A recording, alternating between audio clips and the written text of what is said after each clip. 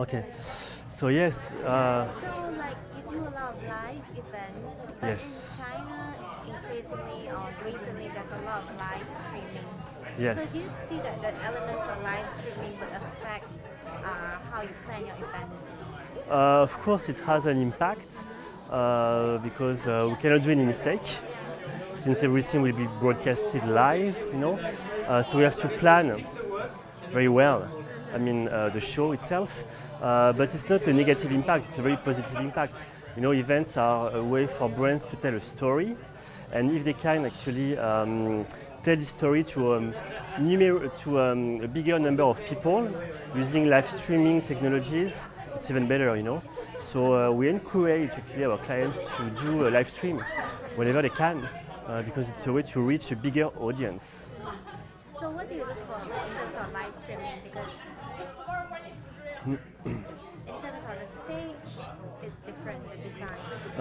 The design can remain the same, but actually we need to add cameraman. We need to think about different angles, to optimize actually the screening for the followers, for people who are going to look at the show online.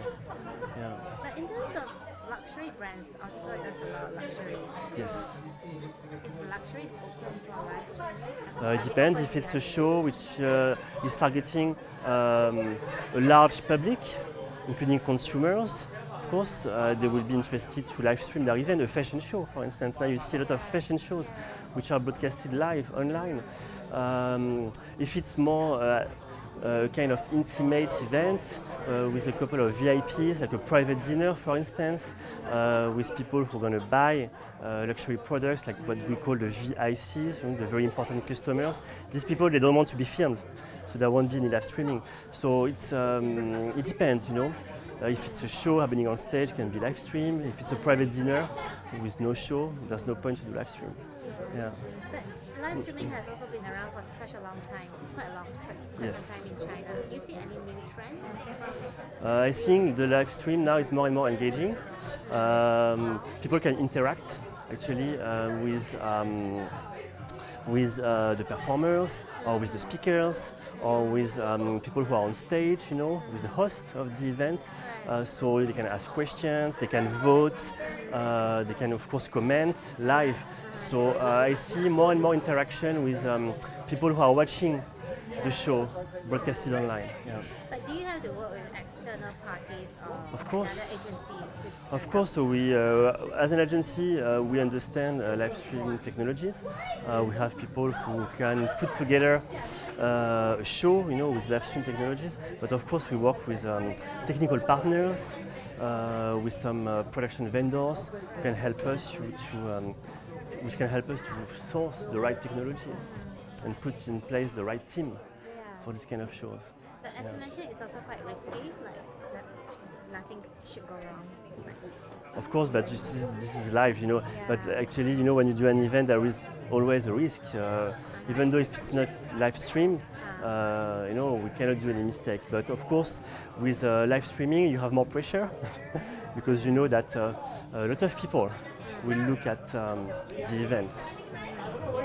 So what's the plan B or plan C that you prefer? It really depends on the project, But when you do live stream, you can always cut the stream, and you can always replace it by something else. It's either a TV commercial or even a still image, So if something wrong happens, you can find a way to stop the broadcasting. Yeah, for sure. Do you think like with popularity of live streaming, will it ever replace live audience? I don't think so. Because you don't create the same connection with people. Some shows are made for TVs that are meant to be broadcasted. We call them TV shows. It's not an event, it's different, So doing a show in a studio for TV viewers is not our business. We do events, so we create live experiences for brands which are willing to engage an audience on site, So we create physical experiences. Then, of course, you can amplify this event, on social media, on TV. So it's, of course, a very different approach of creating stories, of engaging people. It's different. So it cannot replace live events. It's impossible. Yeah. What's your preference? You like events, of course. Of course, I prefer events because I work for event agencies and I am an event guy myself. So, of course, I prefer events. I think it's different. You know, when you go to see a rock concert live, you know, your impression, the emotions that you will actually live through this experience are totally different than watching a rock concert broadcasted on TV or broadcasted online. You know, you cannot compare. Of course, you don't have the same connection with with the person you're going to see performing live. Yeah. But like when you talk to clients, when they want live streaming, what do you think are the events that are more suitable? They are more suitable. I mean, it really depends. But if there is something to tell, if the show itself is impressive in terms of content, in terms of performances, in terms of stage design, for instance, of course, live stream technologies are interesting for a brand because it's a way for them to reach a broader audience. But doing live streaming for the sake of doing live streaming doesn't make any sense, you know. So you need to be able to tell a story and engage people online, you know. So it's not the same experience, of course, for them. And you have to take this into consideration. Yeah. All right, cool. Thank you very much. Thanks.